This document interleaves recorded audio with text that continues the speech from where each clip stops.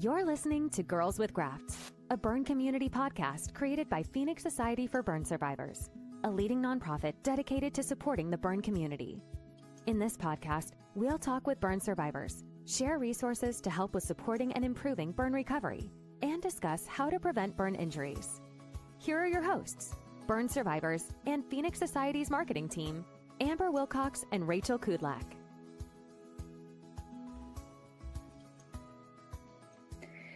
Hello, everyone, and welcome back to Girls With Grafts. I am Rachel Kudlak. I'm one of the hosts of the show, and today I'm joined by my lovely co-host, Amber Wilcox. Hi, good morning. It's starting to be fall here, and I'm very excited about it. It's so hot in Florida, especially right with burns. The heat really gets to me. So I'm excited that it's starting to cool off and I can get pumpkin spice everything out there right now. Have you had your fill? Oh yeah, I started that back in August, which normally is a little early for me. But by the time it's like true fall weather, I feel like all the pumpkin is already gone and it's like peppermint mocha time. And I love pumpkin. November 1st in our house is Christmas. It's kind of like Disney where like you go to sleep one night and you wake up and everything is Christmas. That's how it is here in our house. So you got to get fall in early. But yes, I went to Bath and Body and got all my fall themed scents. So my house smells like pumpkin. I just got to get it all ready and out there. Well, we're really excited for today's podcast. It's powered by Jensen Hughes. Since 1939, Jensen Hughes has been a global leader in fire protection, engineering, and safety solutions. Jensen Hughes combines expert knowledge, innovative strategies, and groundbreaking research to help clients protect lives, property, and reputations, making the world a safer, more resilient place. So without further ado, Rachel, would you introduce today's guest for me? Yes, so today we are welcoming on Terry A. Boyd. Terry is a 57-year-old father and a 37-year burn survivor. At the age of 20 in 1988, he sustained burns over 93% of his body, resulting in the amputation of both legs. His survival is a testament to the resilience, faith, determination, and the enduring strength of the human spirit. Professionally, Terry has dedicated his life to helping others. He has worked in mental health with at-risk youth and in the addiction recovery field, supporting individuals and families through some of life's toughest challenges. In 1999, he founded Staffright, Staffright Personal Services, launching a successful career in recruiting that has spanned more than 2 decades. Most recently, Terry became a first-time author with the upcoming release of his children's book, Still Me, the story of Jordan, a young boy who survives a burn injury. Through this book, Terry hopes to encourage children and families and communities to embrace new normals with courage, compassion, and hope. As a proud father of a 21-year-old son, Terry shares his journey not only as a survivor, but as a parent, professional, and storytelling. Living proof of the power of faith, perseverance, humor, and love. So thank you so much, Terry, for joining us today. Good morning. Good morning, Terry. That was a great intro. There's so much in there that I'm ready to ask you about. So I'm excited to have you join us today. Absolutely. Let's go. So to get started, let's first start where we usually start with all of our survivors that join the show. Can you tell us a little bit more about your burn injury and your journey as a survivor? Absolutely.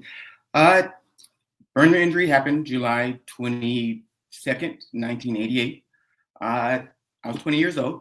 A dark period of my young adult life. Dealt with some depression, and it happened from a suicide attempt.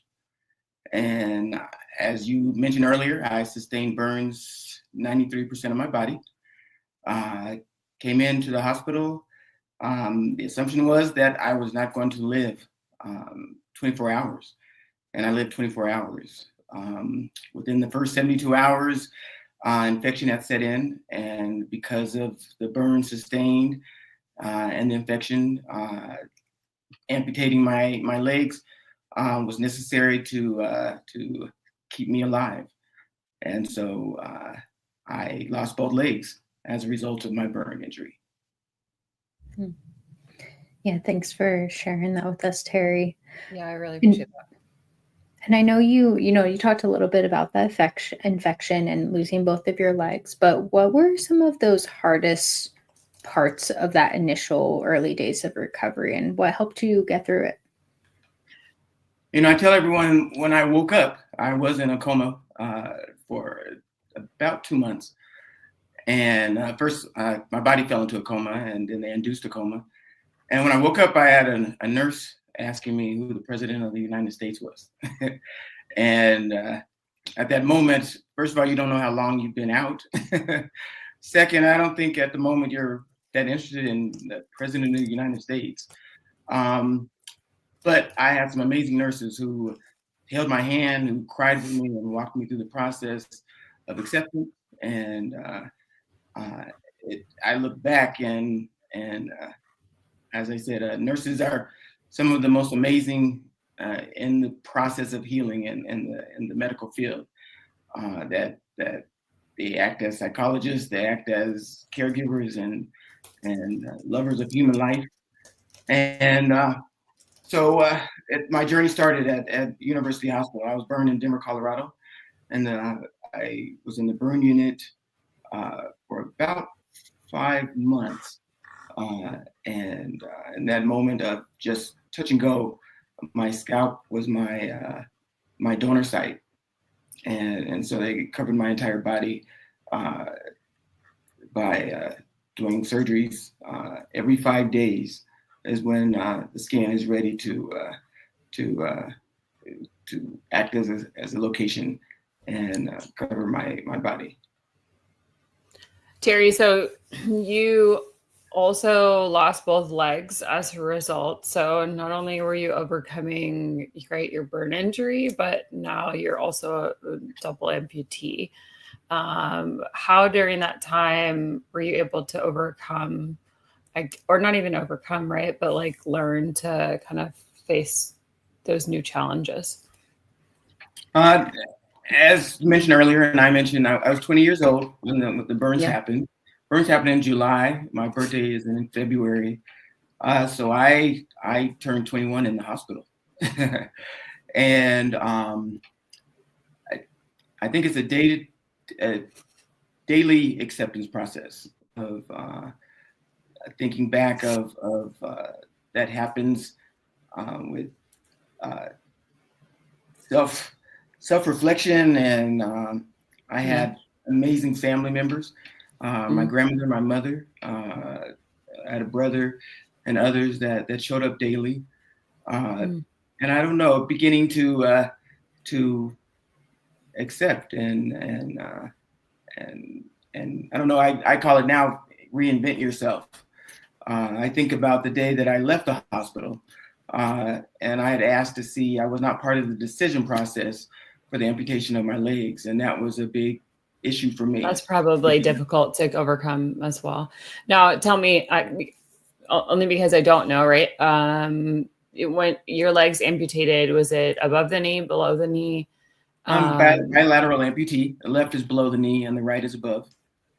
So do you, have you worked with prosthesis, or do you work with a wheelchair specifically? I live a walking life.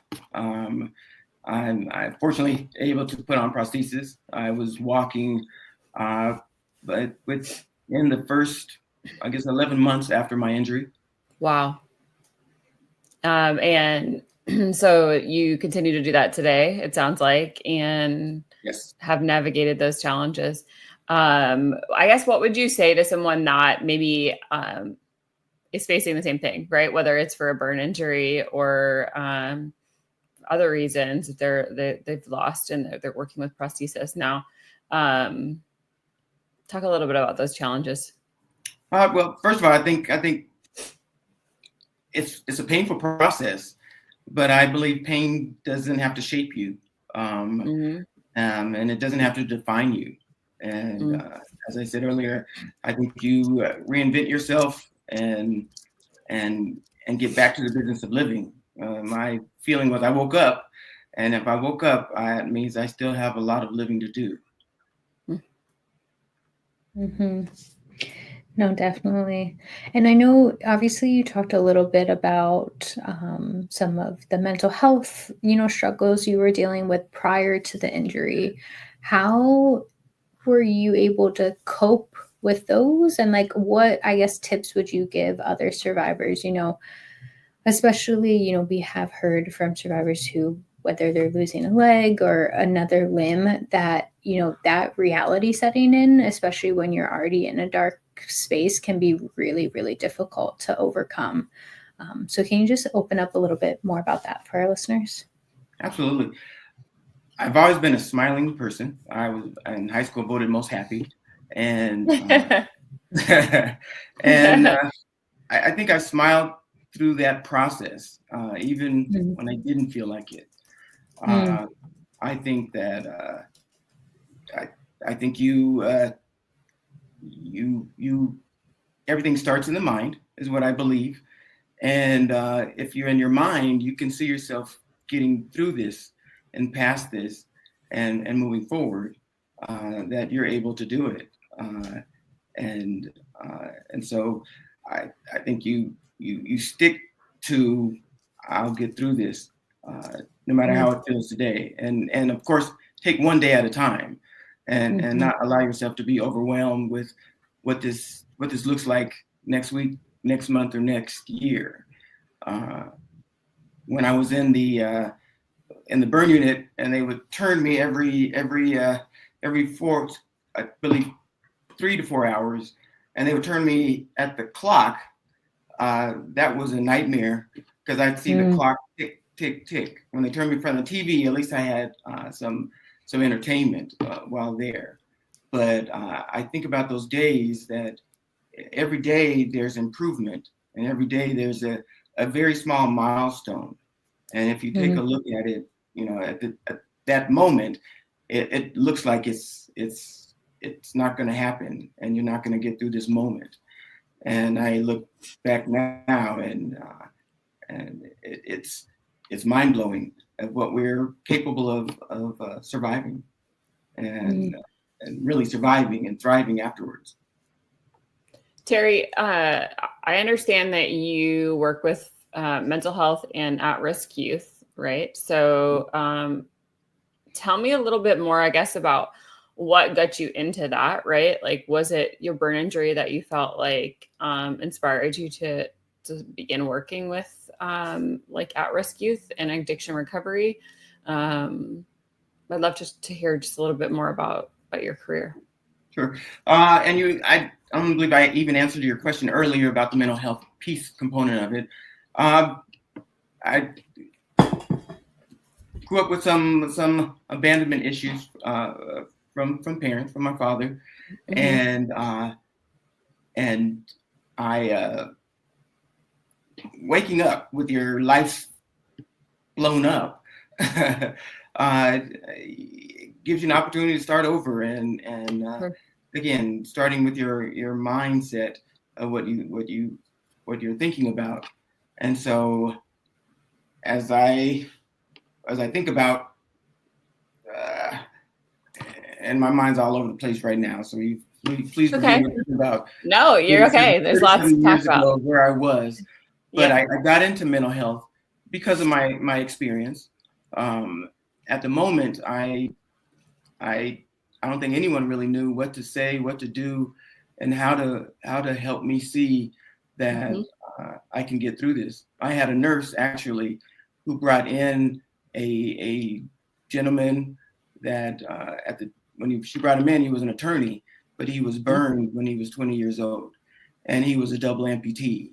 And I think there's where the power lies in being able to see others that survive circumstances that we think are not survivable. And so I got into mental health working with my first job a year later after my burns, actually, was working with developmentally disabled kids, and kids that weren't able to provide for themselves, and showed me that I still had something to give. And going back to, I woke up, and so there's lots of living to do, and I can still make my impact in the world. My It book is sounds called. like Go ahead. It sounds like you got support though early on, which good on that nurse, right? Who recognized that was an important part of what you needed at that moment. Were you offered? I know this was several years ago. So were you offered mental health support resources in addition to the right peer support?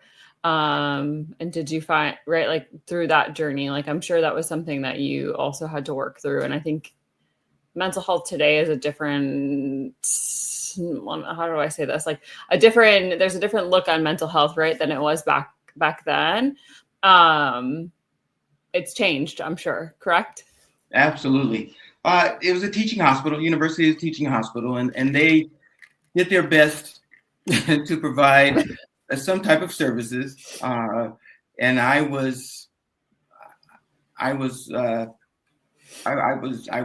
didn't know how to move on and move forward. And when they brought in a therapist, usually a intern that came in, and I said, I'm 20 years old and I've lost 2 legs and I'm burned 93% of my body. What is there to smile about? What's there to be happy about? What's there to do from here? And they couldn't answer that. And so there was not a lot of tools that I received. I even had a conversation with the hospital a few years ago, and they agreed that at that time they healed the body, and when they healed the body, they said, "Okay, you're healed. Good luck. Go home." And I think the challenge really begins once you get home and you begin to face your life and reinvent yourself.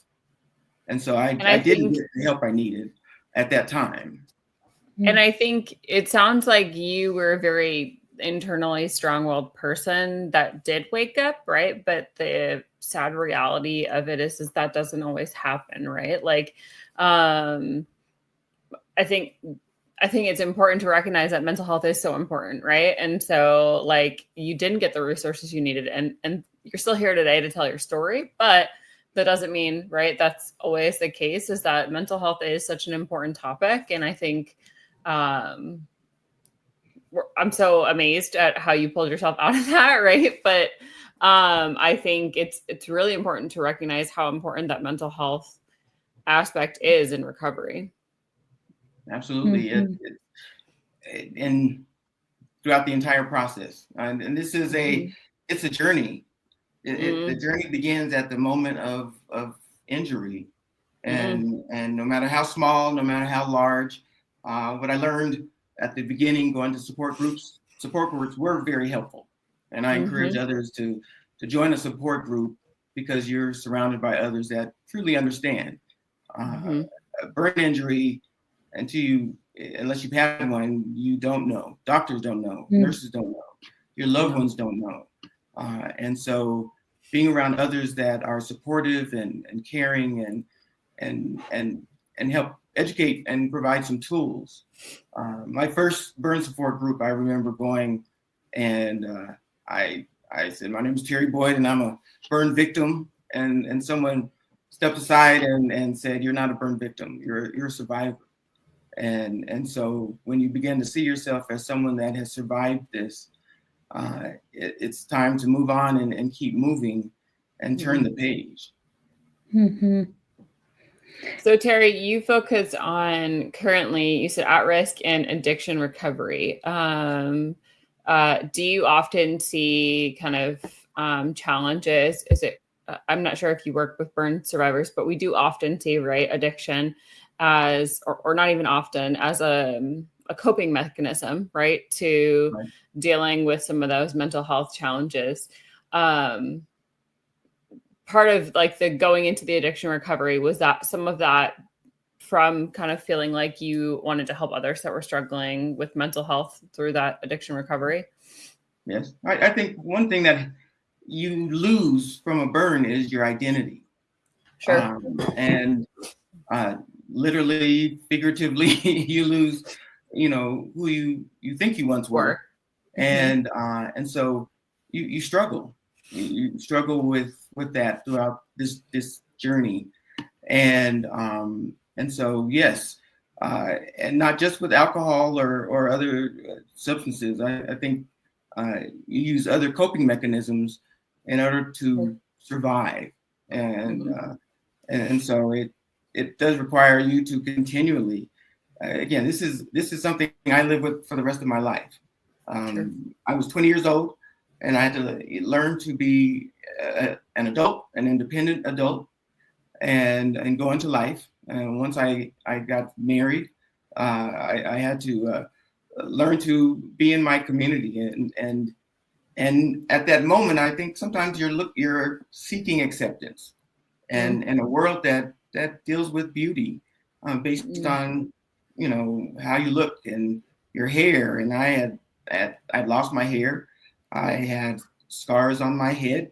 Again, we're talking about 93%, and literally the only place I wasn't burned was my face. And so it's challenging. And but I think some people have said to me, I could never do what you do. And I believe we all have the same ability and ability to survive our circumstances. You also didn't have the option, right? Like, and that's part of the, I think about all the time, like, I could never do it. Well, I didn't have a choice, right? Like it happened and I had to deal with it, and I didn't have a choice of how I was going to recover. The hospital dictated a lot of that, right? Like my control was gone. So as much as, right, like regardless, like you had to recover, and the only way to do that burn recovery was through what the doctors and nurses did for you. So I think that's part of it, right? Is understanding that like burn recovery, there's only one specific path that they give you to healing. And so it's dealing with the dressing changes and the different things that come along with being burned. The jokes. Yeah. So I'm a parent, and I was doing the math. You were like, in terms of, you had your son, what was it, 16 years after you were burned? Is that correct? Did I do the math correctly? Yes, your son's 21 now. 16 years, yes. Yes. Right. Mm-hmm. So, how did becoming, I know my life changed dramatically after I became a parent, so I'm sure yours did as well. Let's talk a little bit about how that changed, right? Like you're now learning to do a whole new set of things as a parent, while still, we always talk about burn recovery is an ongoing thing, right? It's not like it's infinite, right? You're always recovering. Absolutely. So tell me a little bit more about like how having a son and fatherhood like changed how you kind of looked at your injury and life in general. Right. Well, when I woke up in the hospital without legs and with burn skin, there's a new normal. And as I became an adult and got married and decided to have a family, there's a new normal, and I may not do it like others. I get the job done. I admire others that deal with other physical limitations that they have. I remember sitting on the sofa with my grandmother after my burn injury, and there was a blind convention. And I was watching individuals that were interviewed that enter back into the world or enter a world that they've never seen before. And I remember being amazed that someone can go out into the world and work a job and have families, and in spite of not being able to see. And I think I learned at an early age, at 20 years old, how to reinvent myself. And I may not do things the way others do it, but I still get the job done. I driving a car. I think the gentleman that the nurse introduced me to told me, because I used to love my car and I love driving, said, "You don't need legs to drive." and he took me driving for the first time, and I was just learning how to walk. And so, again, anything that you can conceive with your mind, I think you can really pull through, and you may not do it as others, but still end with success.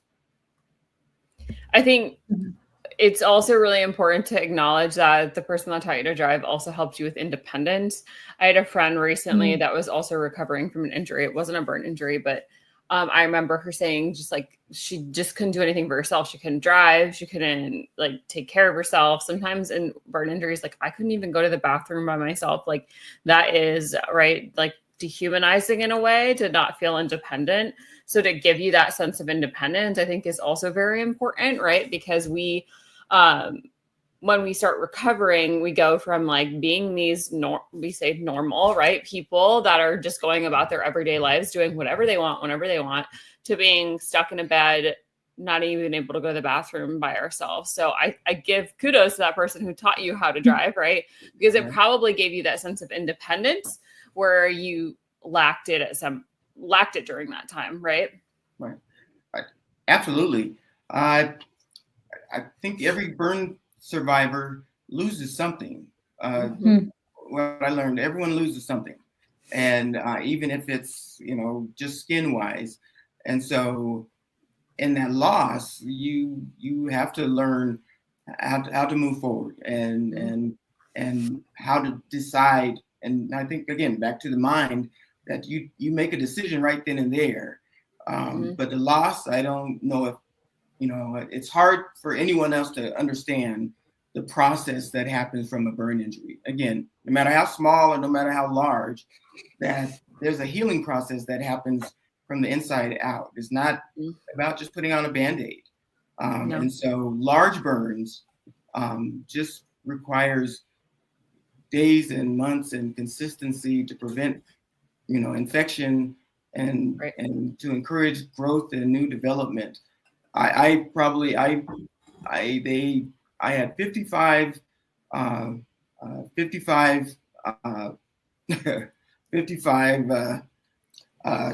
skin grafts. 55 times, 55 surgeries in my first year of my burn injury. And I volunteered for a little while in the children's burn unit, and children are the most resilient and amazing individuals on the planet because they have the open-mindedness to accept the new normal and get back to the business of living. And so you go through a sense of loss, and I don't know if you ever truly recover from that, but I think you accept a new normal and learn how to move forward. I love that. Well, Terry, I know you talked a lot too about, changing your mindset and kind of reinventing yourself and learning to live with the challenges that you face. But, what do you do on days that, you're not feeling that positivity, you're feeling down in the dumps and it's hard to find one positive thing? How do you get yourself out into that better mindset? Good question. A number of things. I journal. I like to write, and so I do journal. I have to admit that for years I never looked at the back of my head because I didn't want to see the back of my head. It's hard to look at the burns because the burns are a reminder of what happened, and I am able at times to camouflage it. But at the end of my day, I'm a double amputee that's lost 2 legs. And so I go from a walking person to a person in a wheelchair at the end of my day. And I have learned it's important to face yourself. And I think one of the most empowering moments of my journey in the beginning in the hospital is when a nurse brought a mirror and showed me what I looked like. And I was able to look at myself. And I am an independent-minded type of person, and I had a family that wanted to take care of me, and I kind of fought that for independence. And I think you're seeking to continue seeking for your independence, and and your new identity of who you are. And I heard something not long ago, a minister that said, tell your mind what to think. And during this process of telling your mind what to think, from beginning to end in my journey, of any moment that my mind has wanted to give up. And in my 37 years, there's moments that this is challenging. I'm now 57, getting older. My body's aging, and is aging differently than if this injury had never happened. And so, again, new normal. And so I try to add some humor, and just a lot of self-love, that, you know, I don't need anyone else's approval, and I don't need the community's approval. I want it, and I love it, but I think you start with yourself, and I encourage everyone to look in the mirror and learn to love what you see today, even if it's difficult. I think you bring up a great point, because, and you said this earlier about how we are a society that is obsessed with what they look like in the mirror too, or obsessed with image. And it can be really hard to break that, right, from what society is telling us, especially back in 1988, right, when that was the height of and I think about that era, right, where it was all about, and the years coming, it was all about what we looked like. And so again, I give you kudos, because you had a burn injury and were healing through a time that was not easy, right? Today we have a lot of a different mindset in the world, but it wasn't like that in 1988. And so both mental health, but also just the healing of learning to love yourself has changed, right? How we look at the world. So I give you kudos, because I think it's become, or it's been very different now than it was then. Definitely. You want to hide, those moments that, you want to run away and hide and not reveal yourself. I'll tell you a couple stories. One, in the hospital, when I turned 21, I had a nurse that talked. She said, "I'm going to take you to the movies and get out the hospital." And it was one of my first outings that she took me to the movies. And it was the first time I saw some friends I saw, but I went to the movies, a movie location that I went to before my injury, and I remember feeling like I was just the ugliest. I was so humiliated of showing up there with no legs and in a wheelchair and with my burn injuries.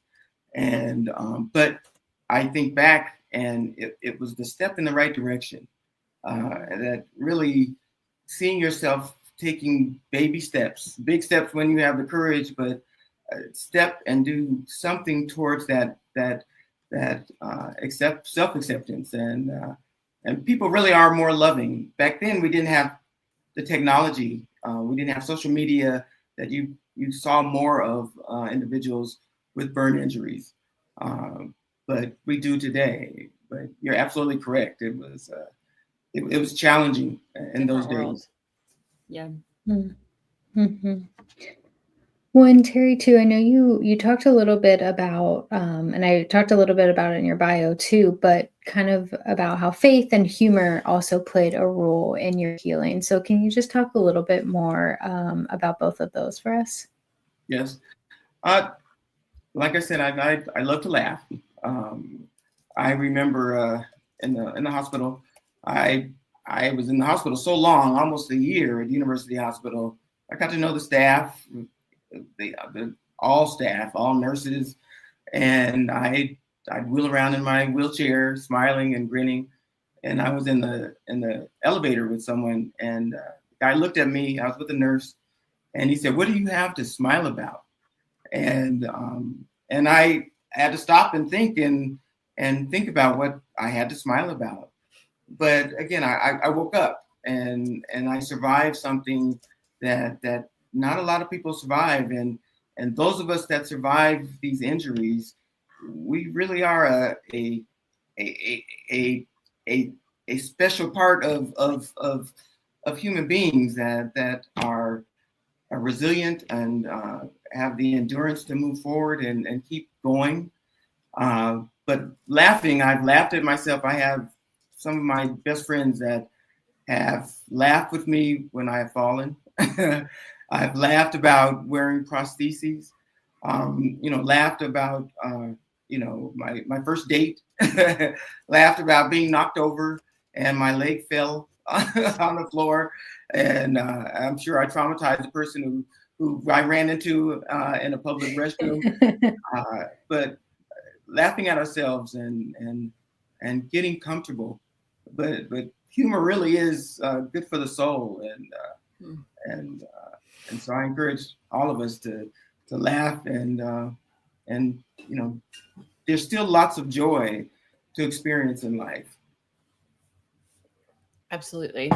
Well, I know we have a new feature in Girls with Grafts where we do a lightning round, myth or truth. So we're going to ask you just a few quick rapid fire questions, and you don't have to give us long answers.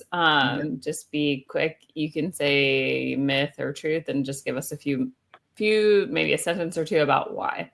So if you're up for it, we'll pause the conversation for a quick lightning round. Sure. Awesome. Okay, let's start with asking a survivor about their story is always offensive. There's some truth to that. It can be. Yep. Absolutely. Well, I just what say about it's reliving when strangers ask me. It's reliving the hardest moment of my life, and I don't necessarily want to share that with someone I don't know. Absolutely. How would you handle it if somebody asks you and you don't want to talk about it? People ask me about my ears. My ears look like someone took a bite out of them, and I just acknowledge I was burned and attempt to change the conversation if I'm directly in front of them. Or I've learned to say, why would I want to talk about something that you can imagine was the worst day of my life? And I think you can be that real with people. Do you use humor? You can. Have you, I guess is the question. Do I use humor? I love using humor. You mentioned that, so that's why I asked. Yeah. Yeah. Which is totally okay, right? We have survivors that feel that it's okay to talk about their journey with some humor. You mentioned you're taking a bite out of it. So I'd imagined that you used that one before. I would have. So go ahead, Rachel. Yeah. So our next statement is emotional healing is just as important as physical recovery. Absolutely. Yes, it's definitely they go hand in hand. Amputations from a burn injury means that you have to give up an active lifestyle. I think we've touched on this one just a bit. Absolutely not. Maybe you could tell us some things that you like to do today, right? So you said walking. Are there other, active things that you enjoy doing? Maybe my fifth year, I was at college and I wanted to try running, which I can't do very well. I've gone wake surfing. Wow. I did Long's Peak here in Colorado. I did it at a young age with legs and went back in my later years. I've tried to ride bikes. I'll try just about everything that walking individuals do. That's amazing. I love it. Our next one is once you've been through something that traumatic, you never feel normal again. That's the truth. I tell my son I'm a miracle, and so I see myself as someone that survived something that can be unsurvivable. So yes, that's true. Superpowers forever.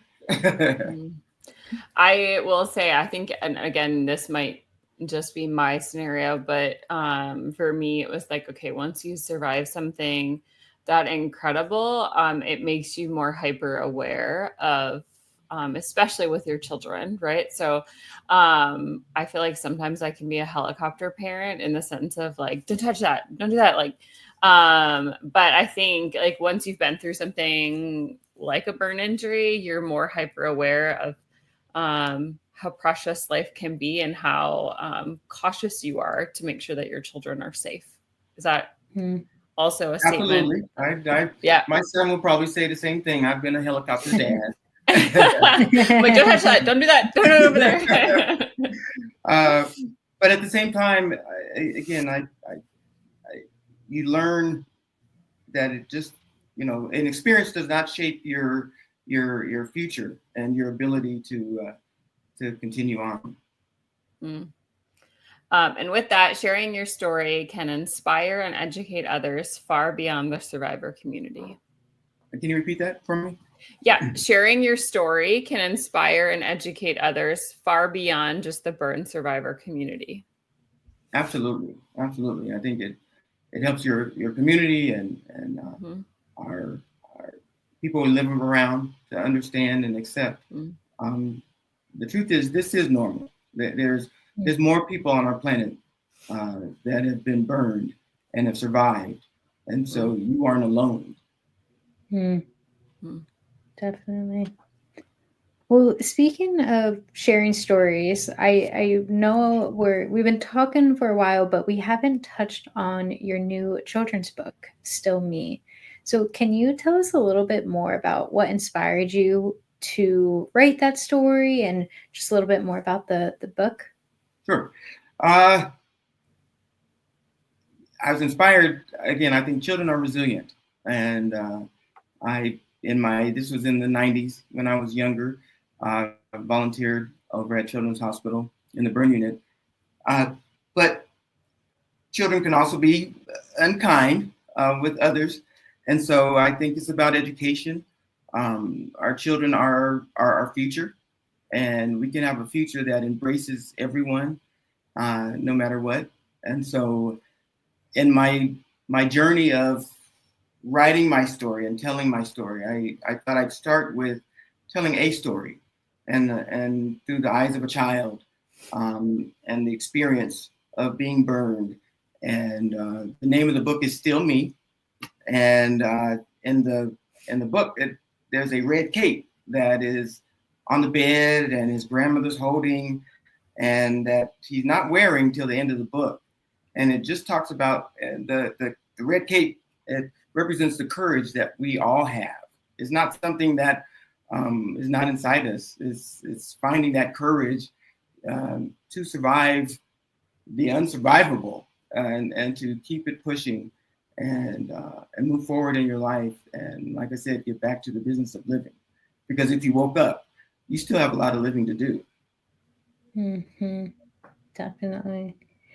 And what do you hope, children and families take away from reading Still Me?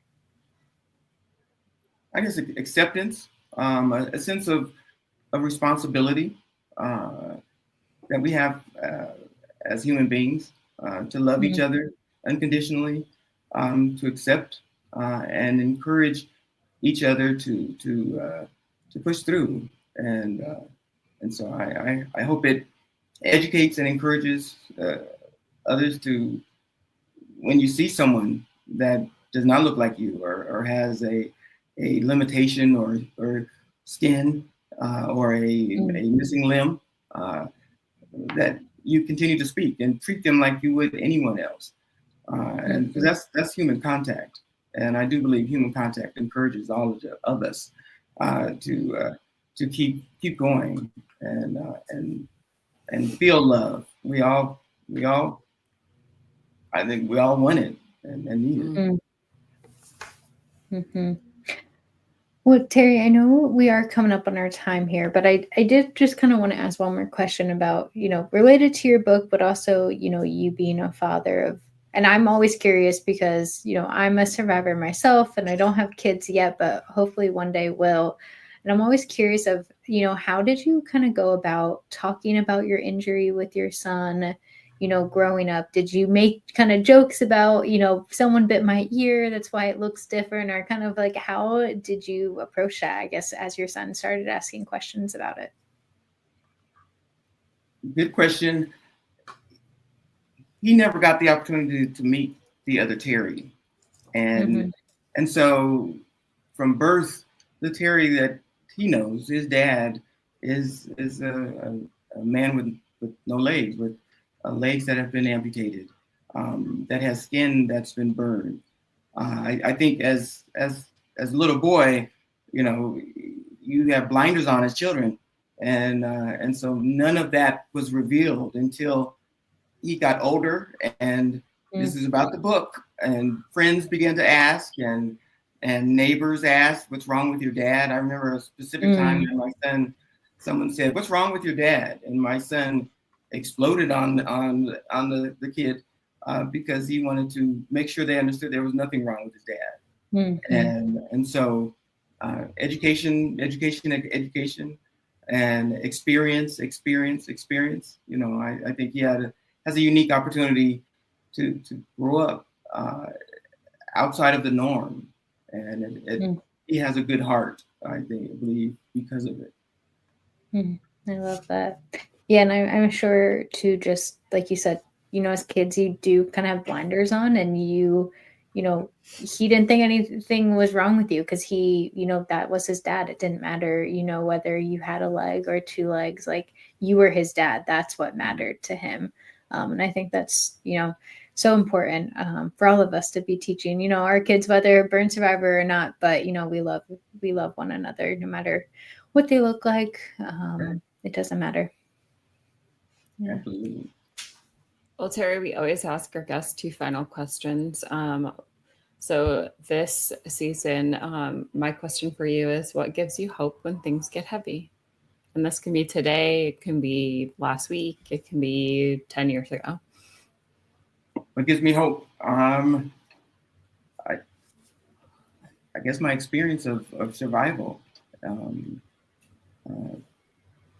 That I've survived, and so I know what's within me, and that no matter what things look like on the outside, what I'm looking at, that if I take it one day at a time, and I can persevere and survive. Definitely, it's all about, like we mentioned earlier too, those small wins, small steps are so important. Well, Terry, it is time for our final question, which is our Phoenix Partner question today, sponsored by Jensen Hughes. So their question is, what do you hope someone listening today takes, feels or learns from your story? I hope they take that they're able to do just as I have done, and so many others, that they learn first what's happened, and they're able to face it alone and with others, and know that they're not alone, that there's resources, there's family, and you keep searching for someone that is a good fit for help, so that you don't have to do this alone. It feels like it, but you don't have to. And keep smiling, keep laughing, and they can do it. And again, as the book says, still me. You're still you. I'm still the Terry that was born in 1968, in spite of the scars and in spite of the loss of legs. I am still me. So Terry, we just want to thank you for joining us today. We really appreciate your honesty and sharing your story. We're going to put your book links and all of the links in the show notes. And in addition, resources for folks that, again, maybe going through something similar, and some mental health support opportunities with Phoenix Society and beyond. With that, we're really excited. Coming up very soon, we're going to be celebrating our 100th episode. So we are very excited to be celebrating such a big milestone for Girls with Grafts. So Terry, I want to thank you today for being a part of it, and we wish everyone well. So have a great rest of your day, everyone. Thank you. Thank you both. Bye. Bye.